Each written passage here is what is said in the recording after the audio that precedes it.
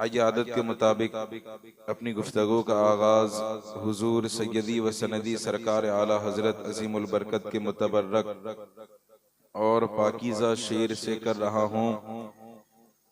मेरे इमाम बारगाह गौस में अपना खिराज यूं पेश करते हैं कि तलब का मुँह तो किस काबिल है या गौस, तलब का मुँह तो किस काबिल है या गौस, मगर तेरा करम कामिल है या गौस।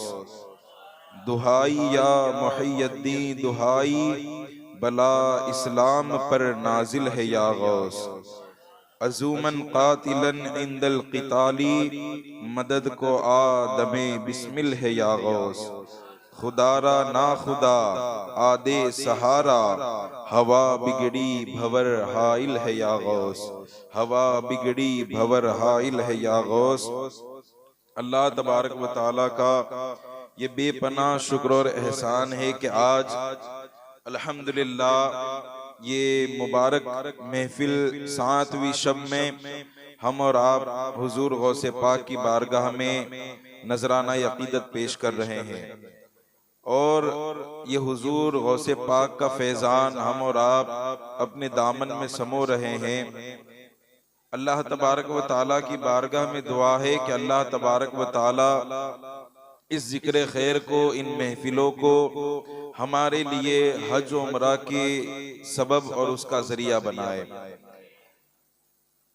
मुअज़्ज़ज़ सामईन, अल्लाह तबारक व ताला ने इस आलम इस्लाम में ऐसे ऐसे अल्लाह तबारक व ताला के हबीब और अपने बंदों को पैदा फरमाया कि जिन्होंने दीन इस्लाम के लिए अपनी पूरी कोशिशें की और हर दौर में इसकी हिफाजत फरमाई, हर दौर में इसको एक नई जिंदगी बख्शी। सबसे पहले अल्लाह तबारक व ताला ने ये काम अंबियाए किराम के सुपुर्द किया कि अंबियाए किराम अल्लाह तबारक व ताला के इस अता करदा दीन की तबलीग व इशाअत के लिए उन्होंने अपना सब कुछ कुर्बान करके इस दीन की हिफाजत फरमाई। और अंबियाए किराम के बाद इस ओहदे को खाली नहीं रखा गया, बल्कि हर दौर में इस ओहदे को भर दिया गया। यानी कोई न कोई ऐसा पैदा जरूर हुआ कि जिसने दीन इस्लाम की सरबुलंदी के लिए ऐसी कोशिशें और काविशें की कि जिससे दीन इस्लाम में एक मजबूती पैदा हुई। और अंबियाए किराम के बाद जब तक वो हयात रहे तो उन्होंने दीन इस्लाम को फैलाया और उसे एक तवानाई बख्शी। लेकिन जब अंबियाए किराम इस दुनिया से गए तो उनके जाने के बाद ये ओहदा अल्लाह तबारक व ताला ने अंबियाए किराम के नाइबों को अता फरमाया। यानी जो अंबियाए किराम के नाइब होते, जो अल्लाह तबारक व ताला के वली और दूसरे ओहदे पर फाइज होते, उन्हें ये मर्तबा दिया गया कि दीन इस्लाम को आगे फैलाया जाए। और इस फहरिस्त में हुजूर गौसे पाक खुद बयान फरमाते हैं कि अल्लाह तबारक व ताला ने अंबियाए किराम के बाद ये दर्जा, ये ओहदा नाइबे रसूल को अता फरमाया। यानी जो रसूलों के नाइब होते उन्हें ये दर्जा दिया गया। हुजूर गौसे पाक खुद फरमाते हैं कि आना नाइबु रसूलुल्लाह सल्लल्लाहु अलैहि वसल्लम, यानी मैं नाइबे रसूल हूँ, मुझे अल्लाह तबारक व ताला ने नाइबे रसूल बनाया है। यानी ये दीन इस्लाम की हिफाजत करना, इस दीन को आगे तक पहुंचाना, ये अल्लाह तबारक व ताला ने मेरे भी जिम्मे रखा है। और इसको आपने फिर बखूबी निभाया है। यानी दीन इस्लाम अगर हुजूर गौसे पाक का अगर दौर देखा जाए तो आप ऐसे दौर में तशरीफ लाए कि जिस दौर में एक तरफ बादशाहों का दौर है, यानी बादशाह लोगों की जंगें आपस में चल रही है, तो एक तरफ अपने आप को बनाम पीर कहने वाले, बनाम सूफी कहने वालों ने दीन का खिलवाड़ बना रखा था, दीन को खेल बना करके रखा था। तो वहीं दूसरे मकाम पर अपने आप को बनाम आलिम और उलमा कहे जाने वाले लोगों ने दीन इस्लाम का मजाक उड़ाना शुरू कर दिया था। तो ये दीन इस्लाम जब ऐसी मुसीबतों में घिरा हुआ था, हुजूर गौसे पाक फरमाते हैं कि मैं ऐसे माहौल में तशरीफ लाया, और जब मेरा आना हुआ तो आपके बारे में सीरत में लिखा जाता है कि विलादत से कब्ल आपके वालिद माजिद को सरवरे कायनात सल्लल्लाहु ताला अलैहि वसल्लम ने ख्वाब में आकर बशारत अता फरमाई कि सुनो, तुम्हारे यहाँ एक ऐसा बच्चा, एक ऐसा बेटा पैदा होने वाला है कि जो बेटा अल्लाह तबारक व ताला का भी दोस्त होगा और मेरा भी दोस्त होगा, वो अल्लाह का भी महबूब होगा और हमारा भी महबूब होगा। ये बशारतें आपके वालिद को ख्वाब में हमारे आका ने अता फरमाई। और उसके बाद हुजूर गौसे पाक फरमाते हैं कि फिर मेरी विलादत होती है, और विलादत की शान इतनी अरफो आला है कि हुजूर गौसे पाक फरमाते हैं कि मैं जिस रात में, यानी जब मेरी विलादत होती है, तो उस वक्त बगदाद मुअल्ला में तकरीबन 1100 या उससे ज्यादा जितनी भी विलादतें हुई है, एक रिवायत के मुताबिक यहाँ बगदाद का जिक्र है और दूसरी रिवायत में यहाँ पर पूरे दुनिया का जिक्र मिलता है कि जब हुजूर गौसे आजम पैदा हुए, तो जिस दिन आप पैदा हुए उस दिन रूए जमीन पर जितनी भी विलादत होती है वो तमाम के तमाम लड़के पैदा होते हैं, वो तमाम के तमाम लड़के पैदा होते हैं। और रिवायत में आता है कि इसी पर बस नहीं बल्कि तमाम लड़के पैदा हुए, और हुजूर गौसे आजम की विलादत के सदके में उस दिन जितने बच्चे पैदा हुए, जितने वली पैदा हुए, जितने इंसान पैदा हुए, अल्लाह तबारक व ताला ने उन तमाम लड़कों को मकामे विलायत अता फरमा दिया है। हुजूर गौसे पाक के सदके में उन तमाम लड़कों को मकामे विलायत अता फरमा दिया है। यानी ये शान हुजूर गौसे पाक की कि आप जब आए उस दिन जितनी भी औलादे आई, अल्लाह ने तमाम को मकामे विलायत अता फरमाया। फरमाते हैं ऐसे माहौल में मेरा आना हुआ कि जहां हर तरफ दीन को नीचा दिखाने की लोग कोशिश करते, और ऐसे माहौल में आपको पता है कि दीन की सुरबुलंदी के लिए कहीं तलवारें निकालना जरूरी होता है, कहीं तबलीग करना जरूरी होता है, कहीं नात पढ़ना जरूरी होता है, और कहीं बयान करना जरूरी होता है। यानी तबलीग के जरिए, बयान यानी तकरीर के जरिए लोगों की इस्लाह की जाती है। और हुजूर गौसे पाक ऐसी तकरीर फरमाते, आप ऐसा वाज फरमाते कि आपके बारे में लिखा जाता है कि आपका मकाम इतना अरफो आला कि अभी आपका बचपने का जमाना है। बचपने के जमाने में हुजूर गौसे पाक फरमाते हैं कि मैं एक महफिल में तशरीफ लेकर गया, एक जलसा हो रहा था, मैं उस जलसे में हाजिर होता हूँ तो मैंने क्या देखा कि एक अल्लाह तबारक व ताला के वली ये कामिल है, एक अल्लाह के बुजुर्ग है जो मिंबर पर खड़े होकर वाज फरमा रहे हैं, तकरीर फरमा रहे हैं। हुजूर गौसे पाक फरमाते हैं कि मेरा बचपने का जमाना, यानी अभी मेरी उम्र छोटी थी, और वो भरे जलसे में स्टेज पर खड़े रह करके बयान फरमा रहे हैं, और मेरा इरादा हुआ कि मैं जलसे में दाखिल हो जाऊं और उनके करीब जाकर बैठकर मैं बयान सुनूं, दीन का इल्म हासिल करूं। वो कहते हैं कि मैंने इस इरादे से जब मैं आगे बढ़ने लगा और मैंने जलसे में शिरकत की है, यानी जब मैं महफिल के अंदर तशरीफ लाया, तो जैसे ही वो बुजुर्ग ने दूर से मुझे देखा कि वो छोटा सा बच्चा महफिल में आ रहा है, तो यहाँ से वो बुजुर्ग ने आवाज लगाई, लोगों को, अपने चाहने वालों को कहा कि देखो वो जो बच्चा महफिल में आ रहा है उसे महफिल में न आने देना, उसे महफिल से बाहर निकाल दिया जाए। हुजूर गौसे पाक फरमाते हैं कुछ लोग मेरे करीब आए और मुझे महफिल से बाहर निकाल दिया। उसके बाद मैंने फिर कोशिश की कि फिर मैं उस महफिल में दाखिल हो जाऊं। मैं दोबारा उस मजलिस में गया, लेकिन जब वो बुजुर्ग ने मुझे देखा तो वापस उन्होंने हुक्म दिया कि वो सामने जो बच्चा अंदर महफिल में और मजलिस में आने की कोशिश कर रहा है उस बच्चे को बाहर निकाल दिया जाए। अब तमाम जो उस महफिल में बैठे हुए थे उन्होंने इस बात को देखा कि एक बच्चा है जो बार बार अंदर आने की कोशिश कर रहा है, अंदर महफिल में आने की कोशिश कर रहा है, लेकिन ये बुजुर्ग बार बार उन्हें बाहर निकाल देते हैं। मामला क्या है? अब महफिल में जितने लोग बैठे हुए थे वो तमाम लोगों के दिलों में ये ख्याल आया कि ये कौन है कि इनको बार बार निकाला जा रहा है।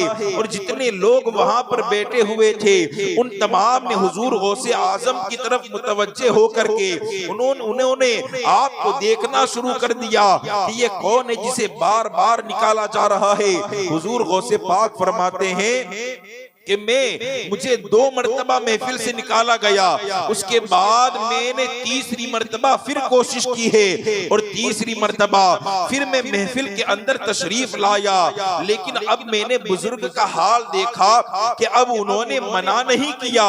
अब तक तो वो मुझे अंदर मजलिस में आने से रोक रहे थे, लेकिन अब उन्होंने वहां मिंबर पर बैठ करके ऐलान किया कि ए लोगों देखो वो जो बच्चा सामने से आ रहा है उस बच्चे को वहां न रहने देना, बल्कि उन्हें यहाँ सामने लाओ, उन्हें स्टेज पर लाया जाए, उन्हें मिंबर के करीब लाया जाए। अल्लाह अकबर। अब सब लोग देखकर हैरान कि अब तक तो इन्हें अंदर महफिल में आने न दिया जा रहा था, लेकिन अब यहाँ क्या मामला है कि जब तीसरी मर्तबा आए तो उन्हें सीधे स्टेज पर बुलाया जा रहा है।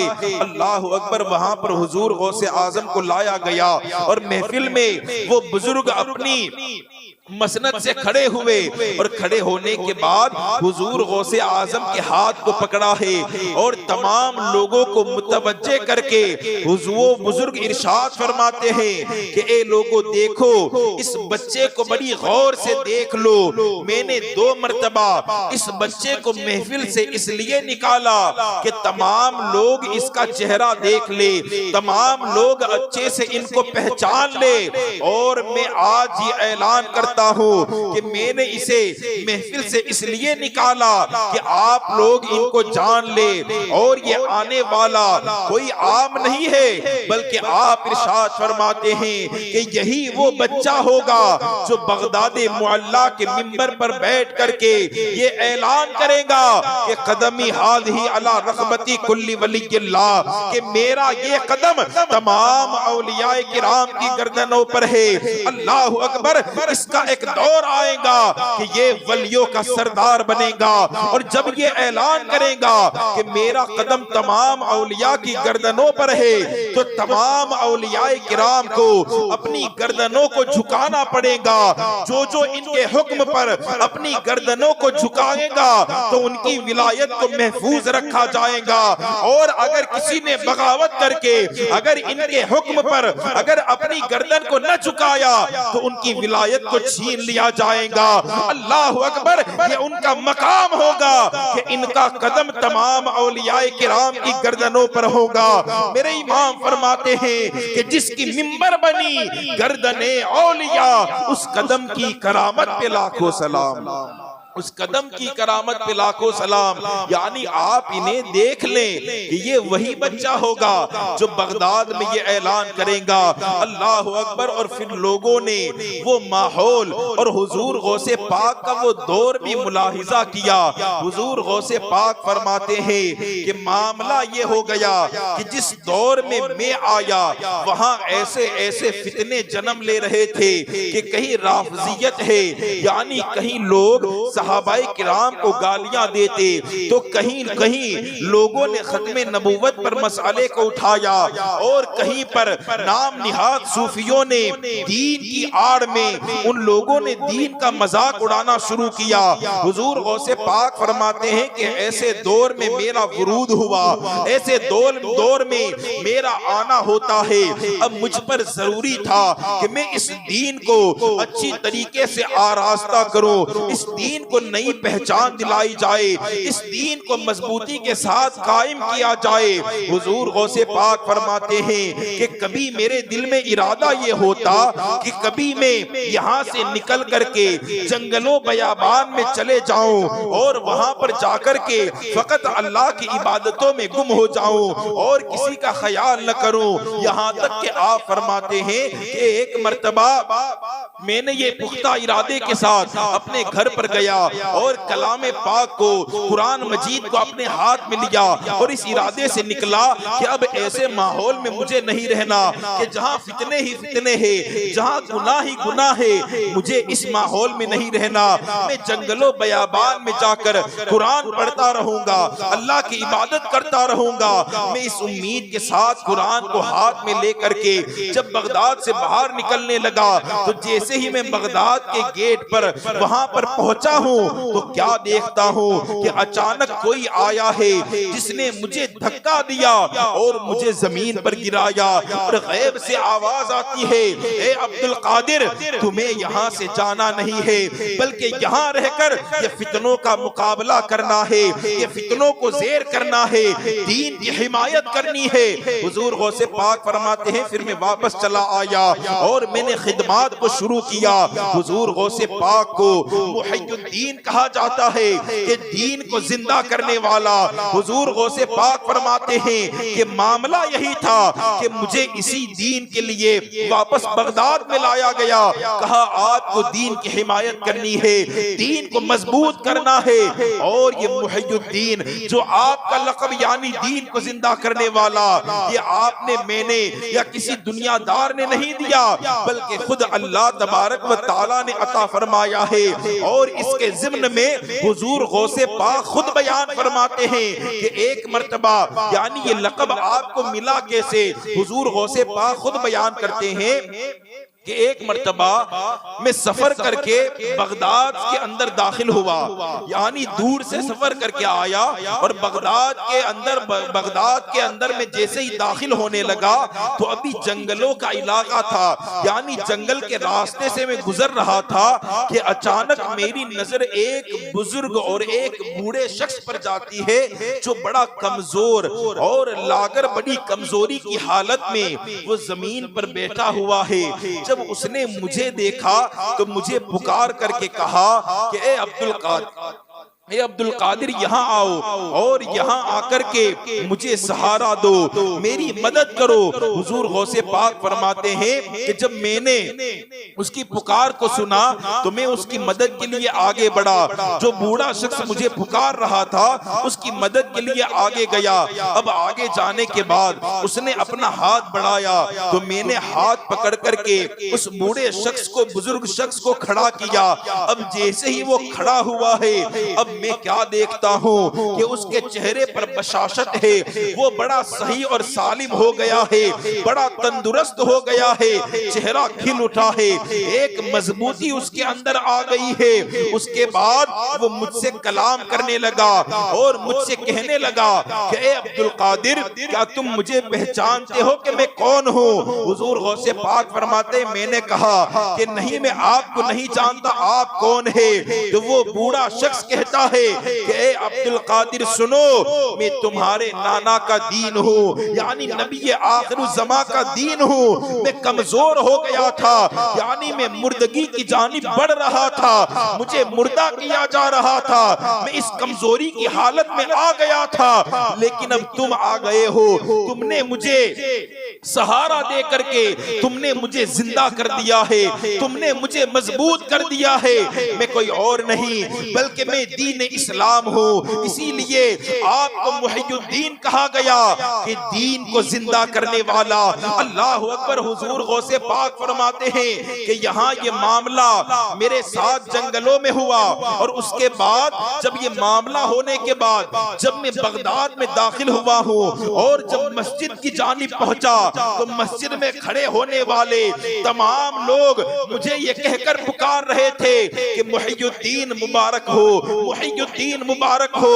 अल्लाह अकबर। गौर करने की बात है कि जहां ये लक़ब आपको अता किया गया वहां तो कोई नहीं था, लेकिन जब आप बगदाद आए हैं तो हर शख्स आपको मुहियुद्दीन कहकर पुकार रहा है कि ए दीन को जिंदा करने वाले मुबारक हो, ए दीन को जिंदा करने वाले मुबारक हो। यही बात है कि जब कोई अल्लाह तबारक व तआला का जिक्र करता है, उसके दीन की हिमायत करता है, तो फिर उसकी जिम्मेदारी खुद अल्लाह तबारक व तआला ले लेता है। फिर उसे अपना प्रचार करने की, अपनी वाहवाही करवाने की, अपना जिक्र करवाने की जरूरत नहीं होती, बल्कि उसका हाल ये होता है कि खुद रब फरमाता है कि फज़कुरूनी अज़कुरकुम, अगर तुमने मेरा जिक्र किया है तो मैं पूरी दुनिया में फिर तुम्हारा चर्चा कर दूंगा, मैं पूरी दुनिया में फिर तुम्हारा चर्चा कर दूंगा।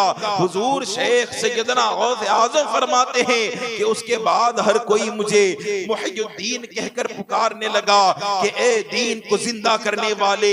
और आपने फिर ऐसे दीन को जिंदा किया है और दीन की ऐसे आपने मजबूती के साथ, जहां पर फितना और फसाद छाया हुआ, जहां पर लोग गुमराही के दलदल में फंसते चले जा रहे थे, हुजूर गौसे पाक ने दीन को ऐसा मजबूत किया है। और दीन को आपका वाज ऐसा होता, आपकी तकरीर ऐसी होती, आप खुतबा बयान ऐसा फरमाते कि पहले तो हुजूर गौसे पाक फरमाते हैं कि मेरा ये मिजाज न था कि मैं बयान करता, यानी मैं फारसी नस्ल था और बगदाद में रहने वाले सब अरबी नस्ल थे, यानी मैं फारस में फारसी बोलने वाला, यहाँ अरबी बोलने वाले। पहले तो मेरा मिजाज न था कि मैं कुछ बोलता, लेकिन जब जरूरतें और बढ़ने लगी तो हुजूर गौसे पाक फरमाते हैं कि एक मर्तबा मैं सोया हुआ था कि ख्वाब में सरवरे कायनात सल्लल्लाहु ताला अलैहि वसल्लम तशरीफ लाए और मुझसे कहने लगे कि अब्दुल कादिर बयान क्यों नहीं करते,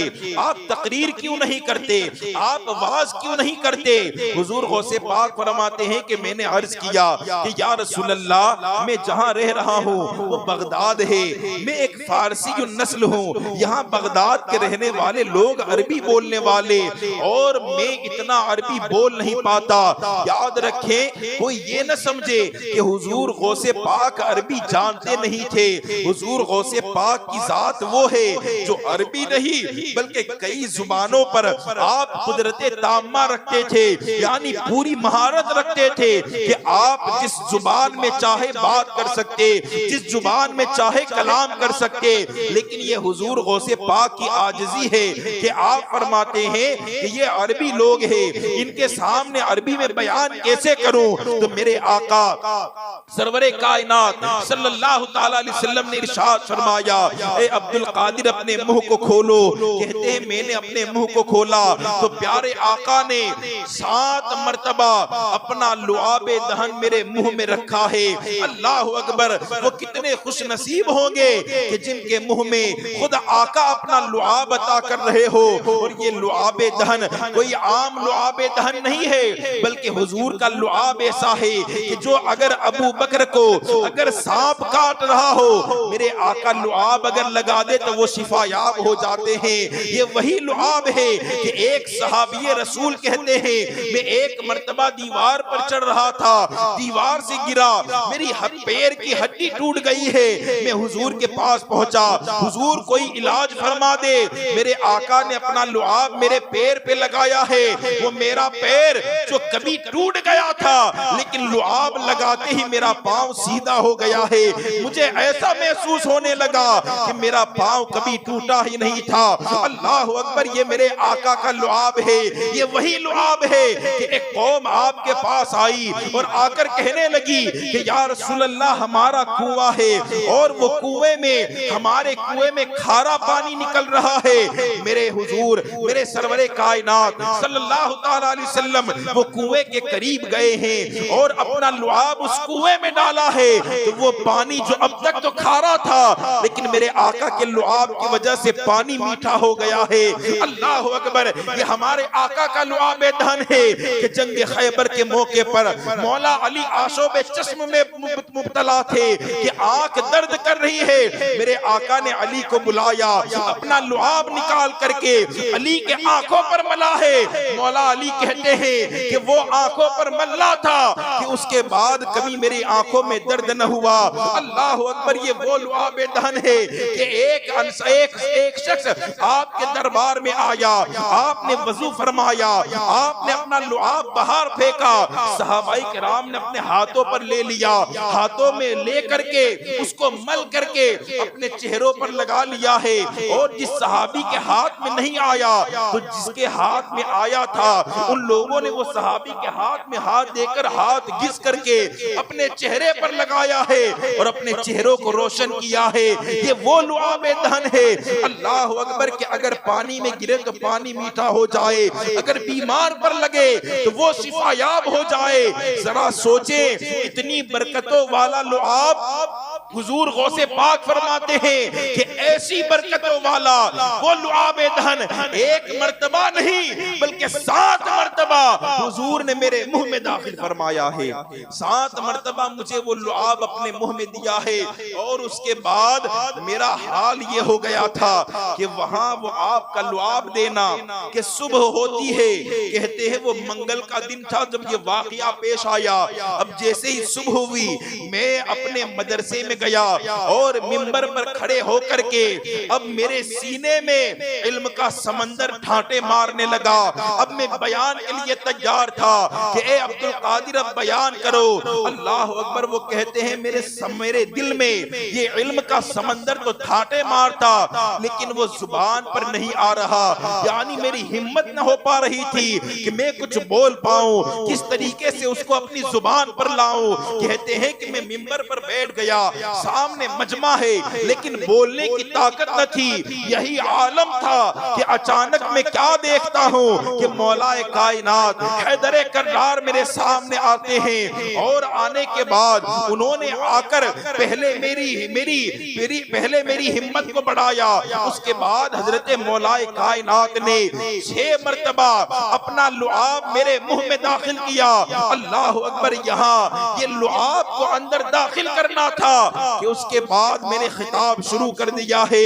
मैंने पूछा, अली, रात में हुजूर ख्वाब में आए, उन्होंने तो 7 मर्तबा मुझे अपना लुआब चखाया था लेकिन आपने 6 मर्तबा क्यों चखाया? मौला अली फरमाते हैं कि वो हमारे आका की जात है, वो हमारे मौला की जात है और अली की कब जुर्अत है कि वो अपने नबी की बराबरी कर ले। अल्लाह अकबर, ये सहाबा का अदब था कि वो नबी की बराबरी न करते, लेकिन माअज़ल्लाह आज ये वहाबिया और दया बना का ऐसा फिरका निकल गया कि माअज़ल्लाह वो लोग हुजूर को अपनी तरह कहते हैं कि हुजूर हमारी तरह है, हुजूर से बराबरी करते हैं कि हुजूर हमारी तरह है।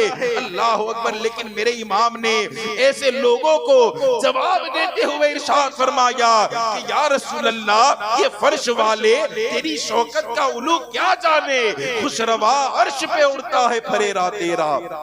या रसूल अल्लाह, ये लोग आपकी रिफात को न समझ पाएंगे। अल्लाह अकबर, वो फरमाते हैं कि मैं हुजूर की बराबरी नहीं कर सकता।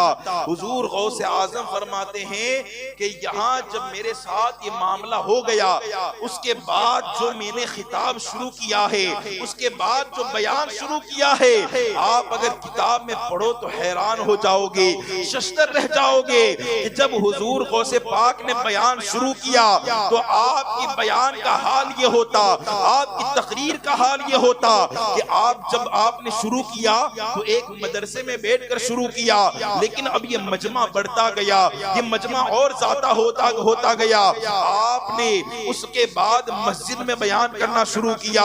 अब मदरसे में लोग समा नहीं रहे, आपने मस्जिद में बयान करना शुरू किया। मस्जिद में लोगों का हुजूम होता, लेकिन आपकी खिताबत का शोहरा ऐसा हो गया, फिर वो जगह भी कम पड़ी। अब आपने बाहर खानकाह में आकर के, खानकाह कादरिया में आपने बयान करना शुरू किया, लेकिन वो लोगों का शोर ऐसा, लोगों का हुजूम ऐसा कि लोग बढ़ते ही चले गए।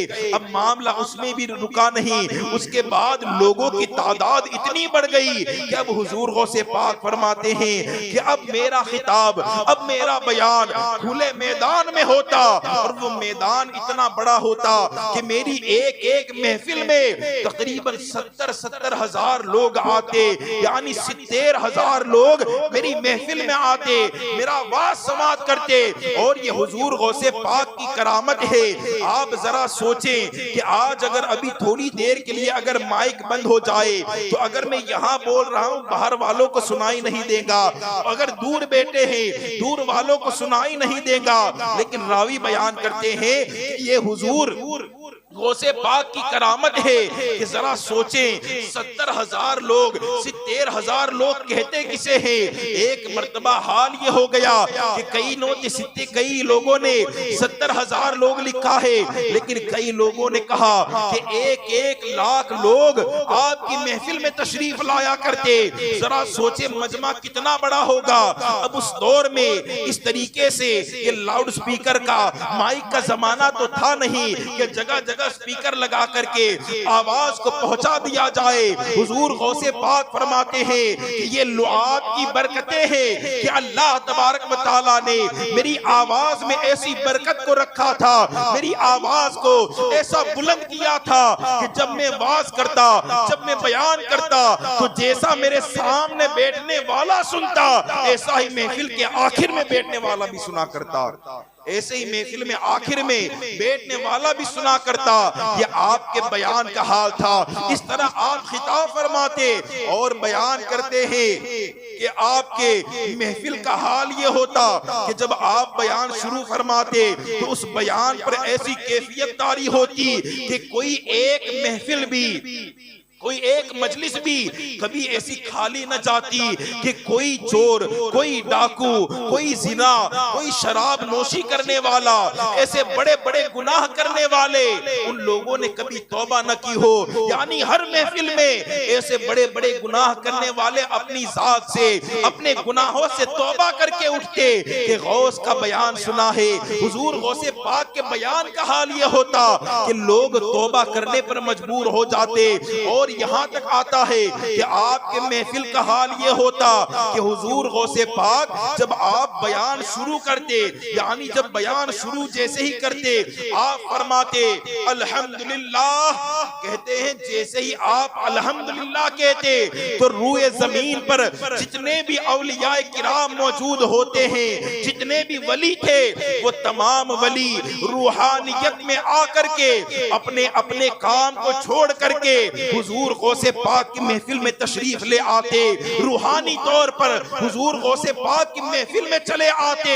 ये हुजूर गौसे पाक का बयान है, ये हुजूर गौसे पाक की तकरीर हो रही है। अब हमें अपने काम छोड़कर हुजूर गौसे पाक की महफिल में जाना होगा।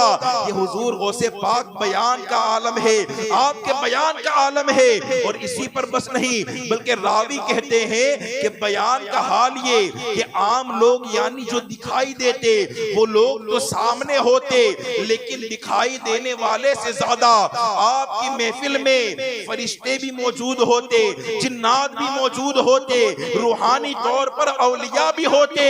रावी कहते हैं जितने इंसान नहीं होते उससे कई ज्यादा आपकी महफिल में जिन्नात शरीक हुआ करते थे, आपकी महफिल में जिन्नात शरीक हुआ करते थे।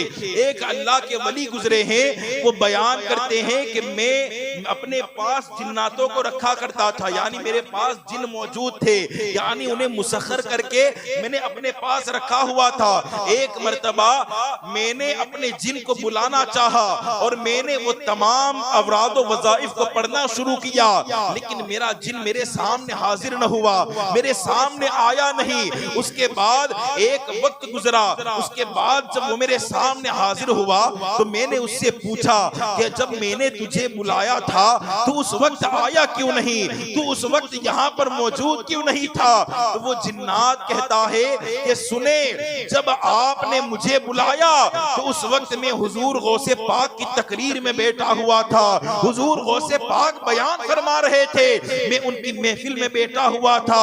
और मैं आपसे ये आज कह देना चाहता हूँ कि आप जब भी मुझे बुलाएं तो जब मैं हुजूर गौसे पाक की महफिल में रहूं उस वक्त मुझे न बुलाया करें। अल्लाह अकबर, ये कैसा मकाम है कि जिन्नात आपकी महफिल में आकर आपका बयान सुन रहे हैं। और बयान का हाल ऐसा होता जब आप ये फरमाते कि ए लोगों, अब हाल की बातें बहुत हो गई, अब काल की बातें शुरू की जाए।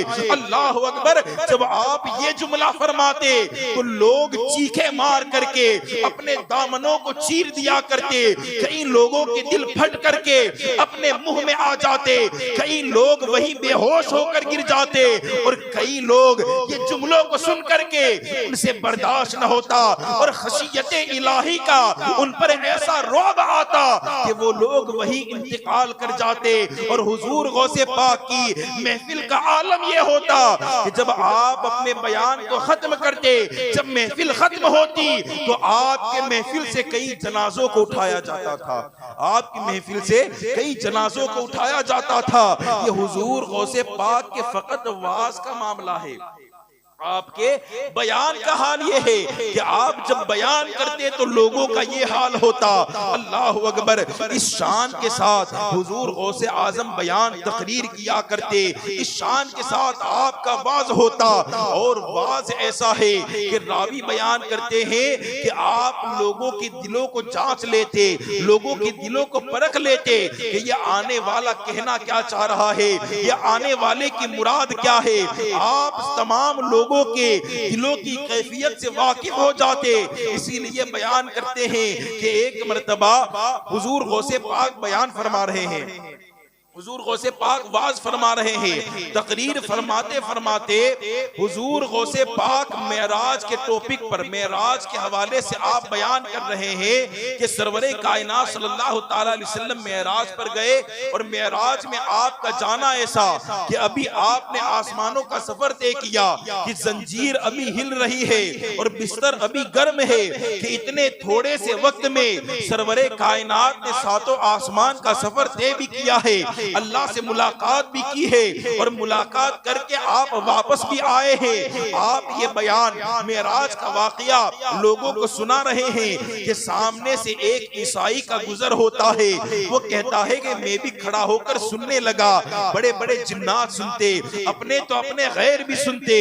वो कहता है कि मैं मजहब ईसाइयत से ताल्लुक रखने वाला, अब मैं भी खड़ा होकर के हुजूर गौसे आजम की मैंने जब इन बातों को सुना और तो मैं सोचने लगा कि ये क्या बयान करते हैं, जो मुंह में आया कह देते हैं। क्या कभी ऐसा हो सकता है कि कोई थोड़े से वक्त में, यानी इतना वक्त के अभी अगर कोई गया हो तो थोड़ी देर में ये पर्दा हिल रहा है, तो ऐसे जंजीर हिल रही है। अगर हम कोई जगह से उठे वो जगह गर्म होती है। कहते हैं कैसी बात करते हैं कि हुजूर इतने वक्त में गए कि बिस्तर अभी आपका गर्म था कि वो ठंडा होने से पहले हुजूर इतना लंबा सफर तय करके यहाँ पर आ भी गए हैं। ये कैसे हो सकता है? कहते हैं कि मैं ये सोचता सोचता महफिल से निकल गया, वहां से चला गया कि ये तो कुछ भी बयान करते हैं, इनके मुंह में जो आया कह देते हैं। वो कहता है मैं ये कह करके, ये सोच करके वहां से निकल गया, लेकिन ये मेरे गौसे आजम है जो दिलों के भेद को जानते हैं कि दिल में क्या गुजर रहा है। वो कहता मैं यहाँ से गया, तालाब के किनारे पर जाने के बाद मैंने वहां गुस्ल करना चाहा कि तालाब में नहाऊंगा। वो कहता है मैं जैसे ही तालाब में गया नहाने के लिए अंदर दाखिल होता हूँ, मैंने पानी में एक डुबकी लगाई है और जब जैसे ही बाहर आया तो मैं हैरत में पड़ गया कि अब मैं कहाँ आ गया हूँ। यानी जहां मैंने बगदाद में डुबकी को लगाया था, लेकिन जब मैं डुबकी लगाकर बाहर निकला तो अब मैं बगदाद में नहीं बल्कि किसी और शहर में पहुंच गया हूँ। और यहाँ पर बस नहीं बल्कि वो कहता है कि शहर तो बदल गया लेकिन मैं खुद भी बदल गया। यानी जब मैं डूबा था तब तो मैं मर्द था, लेकिन अब निकला हूं तो मैं औरत बन गया हूं। क्या कहता है, जब डूबा तो मर्द था लेकिन निकला तो औरत बन गया। अल्लाह अकबर। वो कहता है कि मैं औरत तो बना लेकिन इत्तेफाक उसके बाद ये हो गया कि एक बादशाह के शहजादे का वहां से गुजर हुआ। जब वो शहजादे ने मुझे देखा तो मुझ पर फरेख्ता हो गया। वो शहजादे ने मुझे देखा तो मुझ पर फिदा हो गया, क्योंकि अब लड़की हो चुका है, लड़की बन गया है। कहता है कि मुझ पर वो फिदा हो गया और ऐसा वारफ्ता हुआ कि उसने मुझे पैगाम निकाह भेज दिया कि अब मैं तुमसे शादी करना चाहता हूँ। अल्लाह अकबर। मैं और हैरत में आ गया। उसने अब मुझे अपने साथ में लिया और साथ में महल में लेकर के चला गया। महल में लेकर के पहुंच गया, वहां जाकर देखा तो शादी की तैयारियां चल रही है।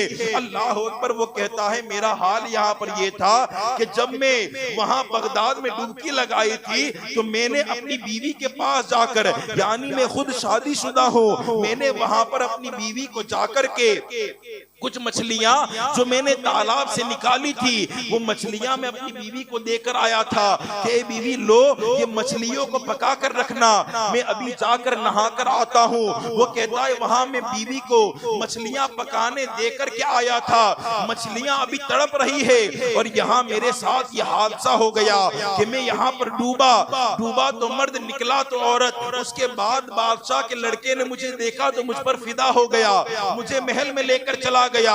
उसके बाद वो लड़का कहता है अब शादी करूंगा तो इसी लड़की से करूंगा वरना किसी से शादी नहीं करूंगा। अल्लाह अकबर। अब वो और हैरत में आ गया, कहता है अब लड़की बनी गया हूँ, मैंने शादी भी कर ली। उसके बाद अब मैं शहजादी की जिंदगी गुजारने लगा, यानी एक शहजादी के जैसा रौब होता है, क्योंकि अब मैं शहजादी बन गई हूँ, मैं शहजादी बनकर के जिंदगी गुजारने लगी। उसके बाद हाल ये कि मुझसे बच्चे भी पैदा हुए, यानी मैंने बच्चों को जन्म दिया। अल्लाह अकबर। एक दो नहीं बल्कि तीन बच्चों को जन्म दिया है। इतना अरसा गुजर गया। अब बच्चे को पैदा करना कोई आज और कल का खेल तो नहीं है, पूरे 9 महीने का अरसा गुजरता है। उसके बाद एक बच्चा जन्म लेता है, वहां 3 बच्चे हुए, तो सोचो कितना वक्त लगा होगा और कितना वक्त दरमियान में उन्होंने लिया होगा, ये अलग बात है। यानी कई सालों का अरसा बीत गया है। उसके बाद हाल ये है कि अब वो शहजादी की जिंदगी गुजारने लगा। वो कहता है कि फिर एक मर्तबा इत्तिफाक से मेरा समंदर में जाना हुआ। जैसे ही समंदर में गया, जैसे ही मैंने समंदर में डुबकी लगाई है, मैं शहजादी के रौब में, यानी मैं तो इस मुल्क की शहजादी हूँ, मैंने उस रौब में आकर के जैसे ही पानी में डुबकी लगाई है, अब जब बाहर निकला हूँ तो अब शहजादी नहीं बल्कि वही मर्द बन गया हूँ। अब शहजादी नहीं बल्कि वही मर्द बन गया हूँ। वो कहता है मैं और हैरत में आ गया, मैं और हैरत में आ गया कि वहां यहाँ तो फकत बीवी को छोड़कर गया था, लेकिन वहां तो शोहर और बच्चों को भी छोड़कर आया हूँ, वहां तो शोहर और बच्चों को छोड़कर आया हूँ। कहता है और हैरत में आ गया कि अब करूँ तो क्या करूँ, कहाँ जाऊँ, बीवी के पास जाऊँ या बच्चों के पास जाऊँ, बीवी के पास जाऊँ या शोहर के पास जाऊँ। कहता है मैं कंफ्यूज हो गया कि ये मेरे साथ हो क्या रहा है।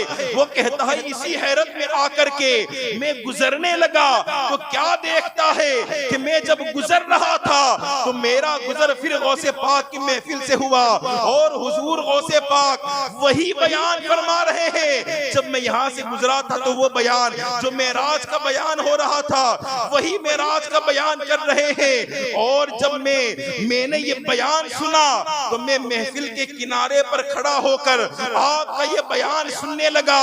वो कहता है गया तब भी यही बयान चल रहा था, आया तब भी वही बयान चल रहा है। हुजूर गौसे पाक ने अपने बयान को खत्म किया और बयान को खत्म करने के बाद हुजूर गौसे आज़म इरशाद फरमाते हैं कि ए लोगों, ये हमारे नबी का मौजिज़ा है कि अगर हमारे नबी चाहे तो पल में आसमानों का सफर तय भी कर सकते हैं और वहां से वापस आ भी सकते हैं।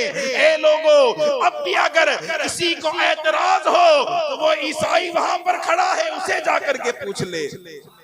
वो ईसाई वहां पर खड़ा है, उसे जाकर के पूछ ले कि वो अभी कितने सफर तय करके आया है।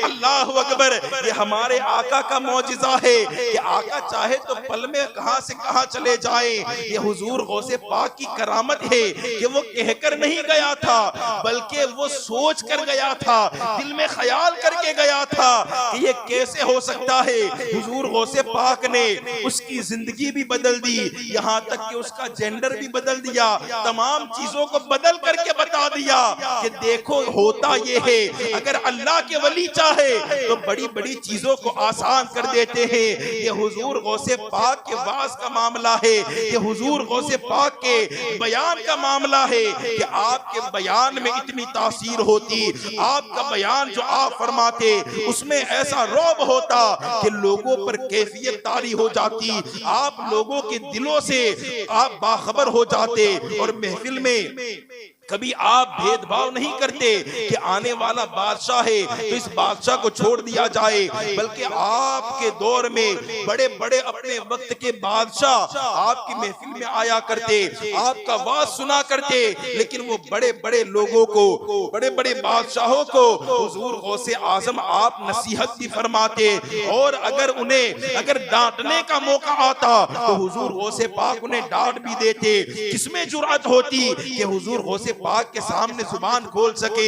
ये हुजूर गौसे पाक का फकत बयान का मामला है कि आपके बयान का हाल ये होता तो जरा सोचे सरापा ज़ात का आलम क्या होगा, हुजूर गौसे आजम के मकाम का आलम क्या होगा। कहने को बात बहुत है, आज की गुफ्तगू को यहीं पर खत्म कर रहा हूँ। इंशाअल्लाह तबारक व तआला कल फिर यहाँ से गुफ्तगू को आगे बढ़ाएंगे। तब तक के लिए अल्लाह की बारगाह में मैं तौबा करता हूँ कि मेरे कहने में या आपके सुनने में अगर कोई गलती हो गई हो तो अस्तगफिरुल्लाह रब्बी मिन कुल्ली ज़ंबि व अतूबु इलैहि, ला इलाहा इल्लल्लाह मुहम्मदुर रसूलुल्लाह सल्लल्लाहु तआला अलैहि वसल्लम।